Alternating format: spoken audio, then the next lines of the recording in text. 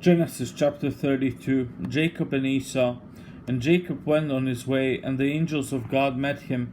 And when Jacob saw them, he said, "This is God's host." And he called the name of that place Mahanaim.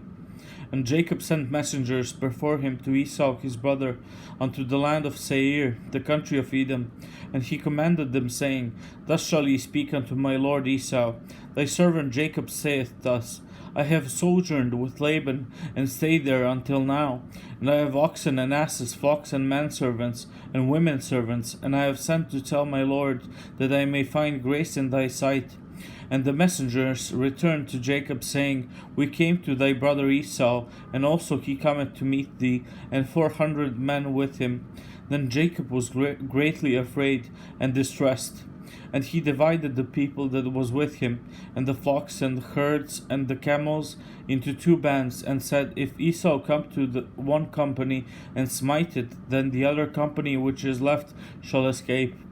And Jacob said, O God of my father Abraham, and God of my father Isaac, the Lord which said unto me, Return unto thy country and to thy kindred, and I will deal well with thee.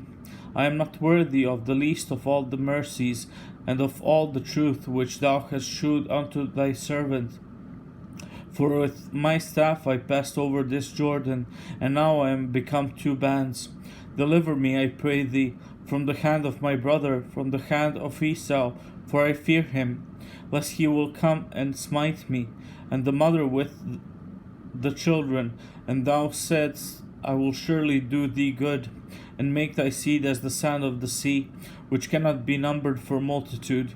And he lodged there that same night, and took of that which came to his hand a present for Esau his brother, 200 she-goats and 20 he-goats, 200 ewes and 20 rams, 30 milch camels with their colts, 40 kine and 10 bulls, 20 she-asses and 10 foals.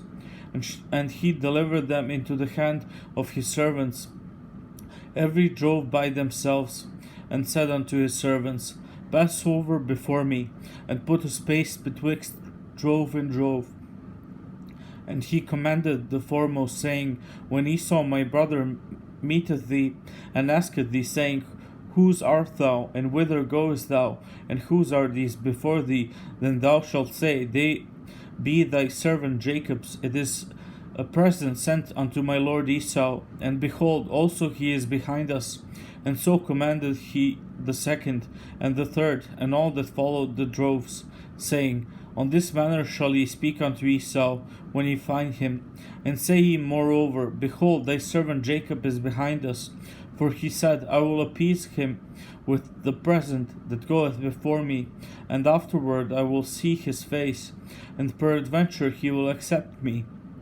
So went the present over before him, and himself lodged that night in the company. And he rose up that night, and took his 2 wives, and his 2 women servants, and his 11 sons, and passed over the ford Jabbok.